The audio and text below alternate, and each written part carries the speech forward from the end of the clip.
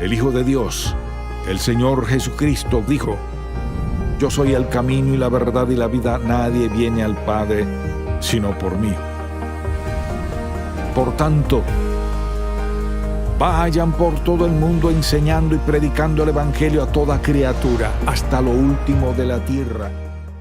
Una de las razones por las que muchas personas luchan durante su vida cristiana y se preguntan ¿qué puede estar pasando y por qué no tienen verdadera paz, gozo y éxito? Es porque en verdad no entienden cómo llegaron a ser cristianos. Y si alguien les preguntara ¿cómo llegaron a ser cristianos? Para empezar, me pregunto ¿qué le dirían? El texto de este mensaje es uno de los más cruciales textos de toda la Biblia. Le resulta familiar a muchos, pero es uno de los más cruciales porque toda nuestra comprensión de nuestra experiencia cristiana y de cómo llegamos a ser hijos de Dios se halla en este pasaje en particular. Este es el segundo mensaje de la serie titulada La gracia de Dios. La gracia, una segunda oportunidad, es decir, Dios, en su bondad, amor y misericordia hacia todos, no nos da solo una segunda oportunidad, sino muchas. Y quisiera que vayamos a Efesios capítulo 2, leeremos los primeros 10 versículos, porque aquí Pablo resuelve de una vez por todas un asunto que es vital y que a pesar de que muchos cristianos lo han oído muchas veces, de algún modo nos es muy difícil aceptar el hecho de que la salvación es por gracia y solo por gracia, y así se llama este mensaje, solo por gracia. Y Pablo escribe esto para persuadir a los efesios, a quienes les escribe esto, de que no es por obras, sino solo por gracia. Escuche lo que dice. Leamos el versículo 1, capítulo 2. Estabais muertos en vuestros delitos y pecados, en los cuales anduvisteis en otro tiempo siguiendo la corriente de este mundo, conforme al príncipe de la potestad del aire, el espíritu que ahora opera en los hijos de desobediencia, entre los cuales también todos nosotros vivimos en otro tiempo en los deseos de nuestra carne, haciendo la voluntad de la carne y de los pensamientos, y éramos por naturaleza hijos de ira, lo mismo que los demás. Como ve, Pablo se incluye a sí mismo. Luego dice en el versículo 4, pero Dios, que es rico en misericordia, por su gran amor con que nos amó, aun estando nosotros muertos en pecados, nos dio vida juntamente con Cristo. Por gracia sois salvos. Y juntamente con Él nos resucitó y asimismo nos hizo sentar en los lugares celestiales con Cristo Jesús, para mostrar en los siglos venideros las abundantes riquezas de su gracia en su bondad para con nosotros en Cristo Jesús. Porque por gracia sois salvos por medio de la fe, y esto no de vosotros, pues es don de Dios, no por obras, para que nadie se gloríe, porque somos hechura suya, creados en Cristo Jesús para buenas obras, las cuales Dios preparó de antemano para que anduviésemos en ellas. Si alguien le preguntara, ¿cómo fue usted salvo?, me pregunto qué le respondería. Y si alguien le preguntara esto, ¿cómo puedo ser salvo? ¿Cómo puedo creer en Cristo como mi Salvador? ¿Qué debo hacer? Puede sorprenderle cuántos cristianos agregan algún tipo de obras a su explicación de la salvación. Tal vez no lo pretendían y le digan, bueno, creo que la salvación es solo por gracia, pero de algún modo incluirían ahí un poco de obras, porque esa es nuestra tendencia natural a querer hacer algo. Pues Pablo escribió esto para aclararnos qué ocurre cuando confiamos en Cristo como nuestro Salvador. Y lo que él tiene en mente principalmente es que entendamos que es solo por gracia. Me escuchará decir eso en cada uno de estos mensajes de esta serie, porque muchos creyentes, quizá la mayoría de ellos, aunque dicen que lo creen, no lo practican así. De algún modo, creen que deben obrar para al menos sumar, hacer un aporte para merecer o tener un beneficio en su experiencia de salvación. Veamos este pasaje a la luz de esto.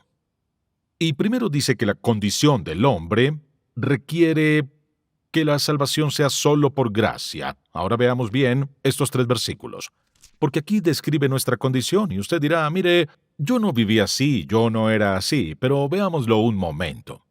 Dice, hablando de todos nosotros, incluido él mismo, estabais muertos en vuestros delitos y pecados. Significa que el pecado nos había traído muerte y por tanto no teníamos relación con Dios. Así, al ver la condición del hombre, la única conclusión a la que llegamos es que, con esa condición, solo puede haber gracia, porque ¿qué puede hacer un muerto para salvarse? No puede hacer nada. Me dirá, ¿no ha dicho eso antes? Por supuesto. Porque aunque muchos creyentes en el fondo dirían, sí, creo que es solo por gracia, se proponen vivir sus vidas tratando de agregar algo a su experiencia de salvación o hacer algo para agradar a Dios y asegurar su salvación. Me sorprende la gente que va a la iglesia cada semana y que dice que cree en la Biblia, pero a veces les pregunto y pienso en especial en un par de denominaciones. Les pregunto, ¿está seguro de ser salvo? Sí, estoy seguro. Bueno, ¿por qué lo está? Bueno, y así es como empiezan. En lugar de decirme claramente, sé que soy salvo por lo que Jesucristo hizo en la cruz, comienzan a contarme qué tipo de patrones de conducta tienen, y que no hacen esto, ni hacen aquello, ni lo otro. Lo que dice, si basa en eso su seguridad, lo que dice es esto, que lo salvó un acto de gracia, pero para seguir siendo salvo y continuar así, y estar seguro, debe hacer lo siguiente para agradar a Dios y así estar seguro. Esa no es salvación por gracia. Su salvación no puede depender de su conducta. No hay un solo versículo en la Biblia que diga que mi salvación se basa en mi conducta, sino en la gracia de Dios. Es solo gracia. Permítame definir la gracia otra vez. Recordará que dije que la gracia es la bondad de Dios y su benignidad hacia la humanidad. Mire, sin considerar nuestro valor o nuestro mérito. Y a pesar de uno mismo, es decir, a pesar de lo que pueda estar ocurriendo en nuestra vida, eso da lo mismo. No podemos merecerla, no se puede merecer la salvación. Es la misericordia divina y su bondad hacia la humanidad sin tener en cuenta el mérito o el valor del individuo que recibe esa gracia, a pesar de lo que es y a pesar de su condición y a pesar del hecho de que no lo merece. Nadie lo merece. Bien, ¿qué es la salvación? Porque muchas veces las personas dicen, sí, creo que soy salvo, pero ¿qué es la salvación? La salvación es la obra de Dios por la cual nos libra de la muerte eterna y nos otorga vida eterna. Así toda la idea que Pablo tiene en mente aquí es esta, es explicar cómo es que Dios nos libra de la muerte eterna y nos otorga como regalo la vida eterna. ¿Cómo lo hace? Pues dice que es por gracia y solo por gracia. Es decir, él no vio hacia el futuro y dijo, bueno, él será obediente y ella será obediente, por ende los elegiré para ser salvos. No, no tiene que ver con eso, no hay mérito de nuestra parte, ni es nuestra bondad, sino pura gracia y solamente gracia. Así primero nuestra condición humana requiere que sea solo por gracia. ¿Qué puede hacer un muerto, malvado, vil, pecador, apartado de Dios para salvarse solo? Nada. Me dirá, volvamos a ese niño otra vez. Bueno, en algún punto, todos llegamos a esa edad donde somos responsables ante Dios de nuestra salvación. Nadie sabe dónde está ese punto para cualquiera. Nadie puede decírselo. En algún punto, esa persona es responsable ante Dios. La condición es que el corazón es pecaminoso porque nacimos con una naturaleza pecaminosa. No importa la edad que tengamos, pues en algún punto hay que rendir cuentas. En ese punto de rendir cuentas, la persona es responsable ante Dios. Y luego, ya sea que se convierta en adolescente y más adelante llegue a ser adulta para que sea salva, la Biblia dice que la condición del corazón es tal que debe ser redimido, debe ser cambiado por la gracia de Dios, que es lo único que puede cambiarlo. Lo segundo que dice en este pasaje que veremos es esto, que la inadmisibilidad de nuestras obras exige rotundamente que sea por gracia y solo por gracia. Vea lo que dice en este pasaje. Dice así en el versículo 8, porque por gracia sois salvos por medio de la fe, y esto no de vosotros, pues es don de Dios, no por obras, para que nadie se gloríe. Deja muy claro que no puede ser por obras, no por obras para que nadie se gloríe. Bien. ¿Por qué dice eso? Bien, primero, veamos la naturaleza de las obras, es decir, ¿por qué no pueden ser obras? Digo, ¿por qué no puede Dios ver hacia abajo y decir, bueno, ese es un buen hombre o mujer y esa persona va a la iglesia y son buenos vecinos, buen esposo o esposa, buenos hijos y todos estos buenos atributos? ¿Por qué Dios no ve eso y dice, claro, creo que sin duda salvaré a esa persona? Es difícil para una persona entender eso a veces, en especial para alguien perdido, porque recuerde esto, que del incrédulo la Biblia dice en 1 Corintios capítulo 2, veamos ese pasaje un momento, 1 Corintios capítulo 2 nos recuerda la condición de alguien que no es salvo y dónde está en ese punto de su vida. Y esto no es una crítica, es solo un hecho espiritual bíblico. 1 Corintios capítulo 2, versículo 14 describe a todos los perdidos. Escucha lo que dice. Pero el hombre natural, o la mujer, no percibe las cosas que son del Espíritu de Dios. Bien, ¿por qué no? Porque para él son locura y no las puede entender porque se han de discernir espiritualmente. Pero una persona perdida dice, espere, me dice, ¿quiere decir que por muy bueno que sea, Dios dejará que me pierda? Claro, porque la verdad es que no es bueno. ¿Cómo que no soy bueno? Mire, por eso dice que el hombre natural no percibe las cosas de Dios porque para él son locura. Eso no es lógico. ¿Qué quiere decir que si hago estas cosas, Dios no verá en mí ningún mérito? Ningún mérito. Mire, ¿de qué se glorían las personas? Nos gloriamos de nuestras obras. Usted las oye decir, hice esto, hice aquello e hice lo otro. Y alguien podría dar muy buenas razones para ser moralmente aceptable. Pero piense en esto.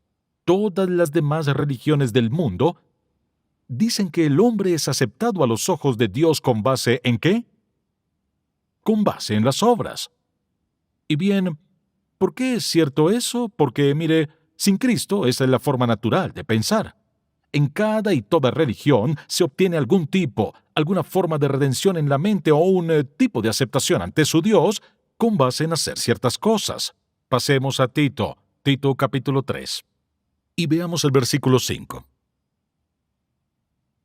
Y una y otra vez Pablo hace hincapié en esto porque conoce nuestra naturaleza. Tito capítulo 3, versículo 5. Veamos desde el versículo 4, hay muchas cosas buenas. Versículo 4. Pero cuando se manifestó la bondad de Dios nuestro Salvador y su amor para con los hombres, nos salvó, no por obras de justicia que nosotros hubiéramos hecho, sino por su misericordia. Vea eso, leámoslo de nuevo. Pero cuando se manifestó la bondad de Dios, nuestro Salvador, y su amor para con los hombres, en Cristo, nos salvó, no por obras de justicia que nosotros hubiéramos hecho, sino por su misericordia. Volvamos a Romanos capítulo 4, un momento.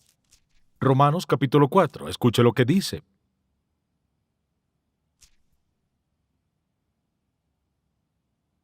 Al comparar aquí nuestras obras con la gracia, escuche lo que dice en Romanos capítulo 4. Versículo 4. Pero al que obra, no se le cuenta el salario como gracia, sino como deuda. Por ejemplo, cuando trabaja 8 horas al día por 5 días semanales y recibe un pago, se arrodilla y le agradece a su jefe y dice, gracias, gracias, gracias por ser tan bueno conmigo. Estoy muy agradecido de que me favorezca. Hoy viernes en la tarde, antes del fin de semana. No le dice eso. Lo acepta. ¿Debido a qué? Se lo merecía. ¿Por qué lo merecía? ¿Usted hizo qué? Trabajó por ello. El próximo viernes, recuerde eso, cuando reciba su cheque, podría preguntarse, ¿me pondré de rodillas y les agradeceré y agradeceré por ser tan bueno? Cuando trabajó duro 40, 50 o 60 horas por su sueldo. Así que dice, vea esto, dice aquí, pero al que obra, no se le cuenta el salario como gracia, sino como deuda. Mas al que no obra, sino cree en aquel que justifica al impío o salva al impío, su fe le es contada por justicia. Es decir, Dios perdona nuestros pecados y nos salva. Ahora, no debo venir a Él y decir, bueno, lo merecía. No puedo hacer eso. Ya tengo derecho a arrodillarme y decir, gracias, gracias, gracias, mi Dios, por salvarme, porque es por tu gracia, bondad, amor y misericordia. Tú lo hiciste, y yo lo único que hice fue recibir lo que me diste por fe. No pueden ser obras, no se pueden mezclar. Lo diré de nuevo, es muy difícil mire, la persona más difícil de guiar al conocimiento salvador de Cristo no es alguien que es indigente y que se ha equivocado y ha vivido una vida perversa y a veces esa persona dice, soy demasiado malo para ser salvo. y aún así se salva. La persona más difícil de tratar es quien se cree buen hombre o buena mujer y dice, ¿por qué necesito a Dios? He oído a personas decirme, mire, no lo necesito. Si hablamos de ceguera, pues ellos están ciegos. Si no necesita a Dios, está ciego.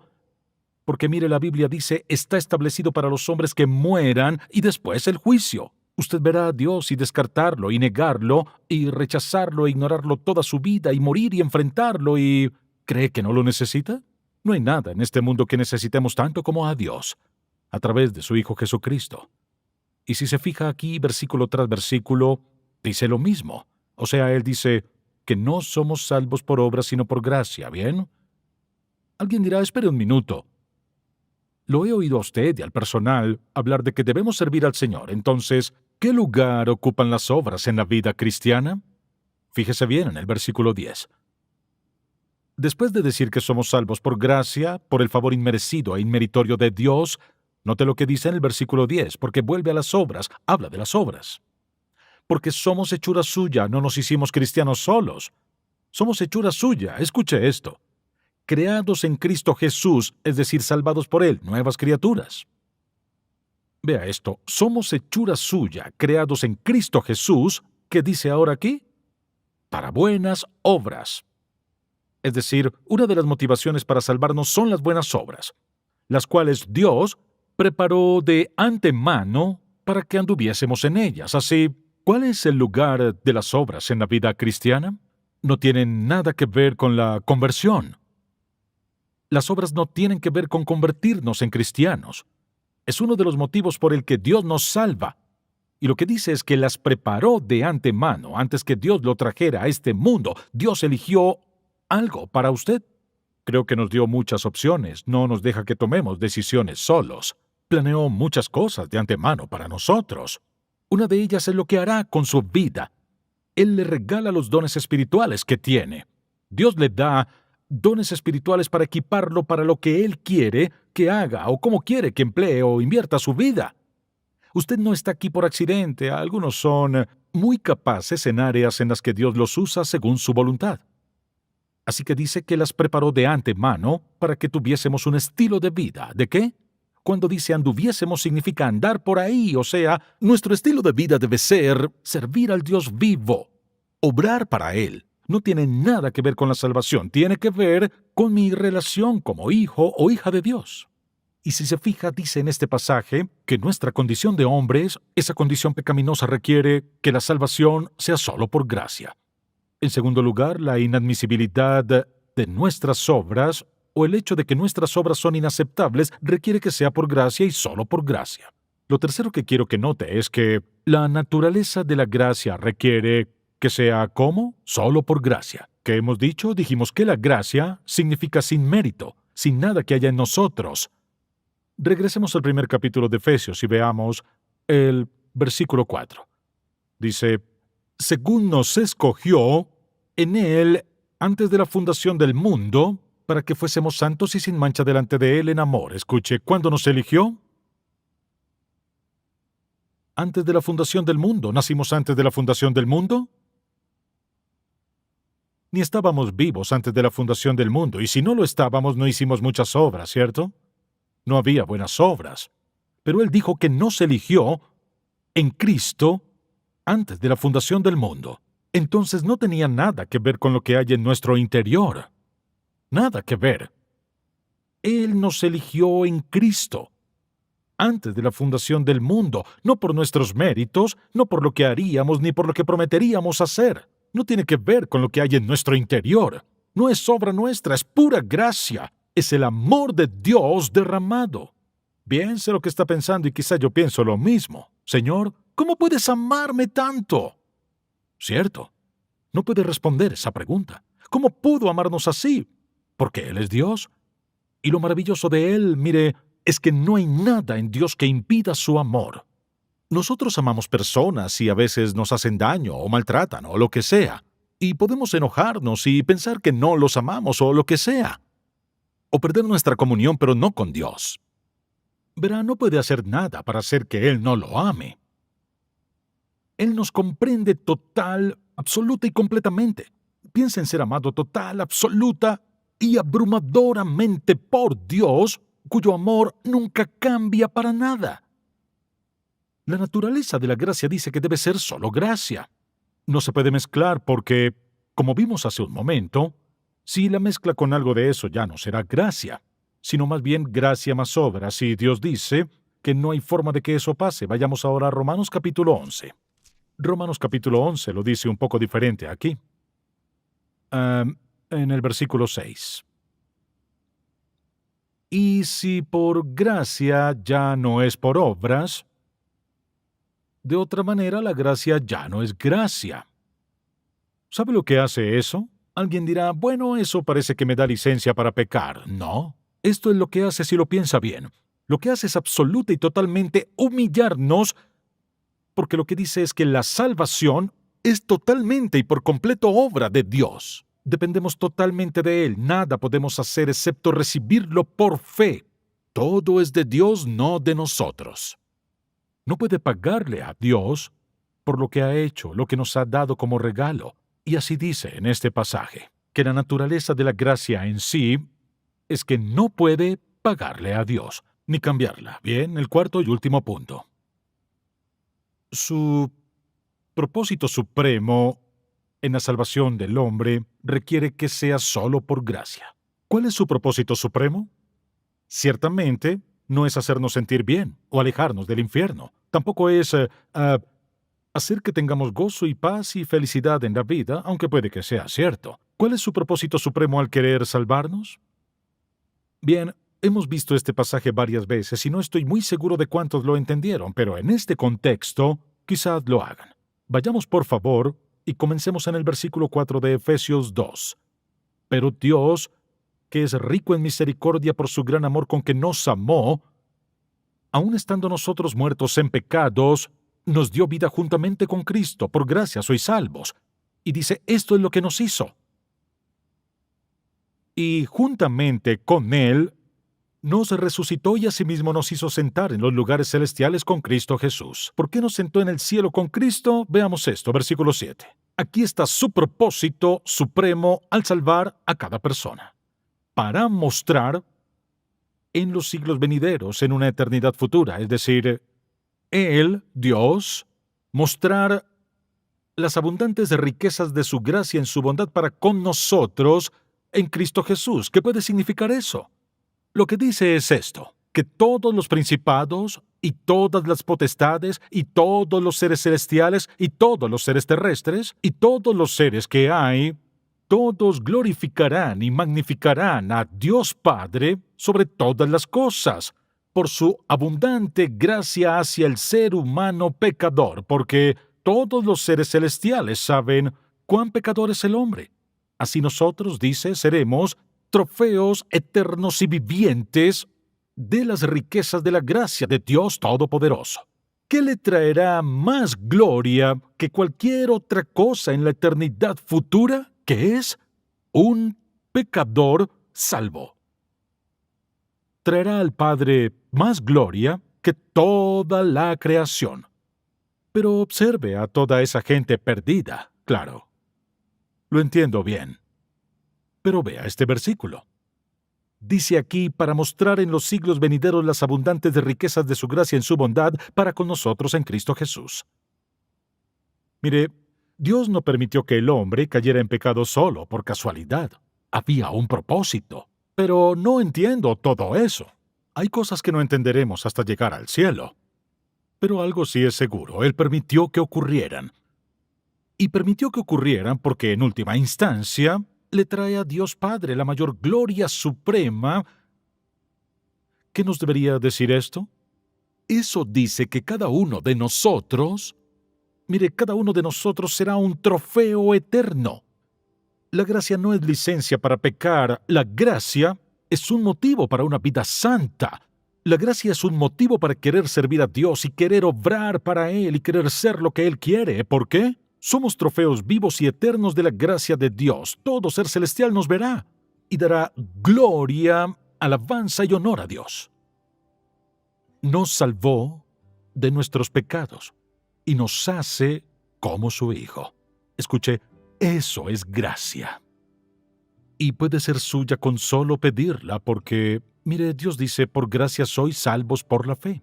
Y no hace diferencia a lo vil y malvado que haya sido, ni importa lo que haya hecho en su pasado, si está dispuesto a pedirle a Dios que lo salve y perdone sus pecados y lo haga uno de sus hijos. Y cree que su muerte en la cruz, la muerte de su Hijo Cristo, pagó su deuda, por eso murió. Cuando esté dispuesto a aceptarlo como pago por su pecado y recibirlo por fe, en ese instante se convierte en hijo de Dios y será para siempre su hijo, porque verá, no hay que trabajar por lo que nos han perdonado. Y Dios dice que nos perdona cada uno y todos nuestros pecados por gracia. Por eso es sublime. Cuando pienso en el hecho de que Dios nos ha salvado, es sublime. Y es maravilloso y mayor que todos nuestros pecados. Eso es la gracia de Dios. Padre, te amamos y alabamos por ser tan misericordioso y bondadoso. Aunque no merecíamos nada, nos diste todo en Cristo Jesús. Todo. Y te decimos gracias, bendito y alabado seas, Padre. En el nombre de Cristo. Amén.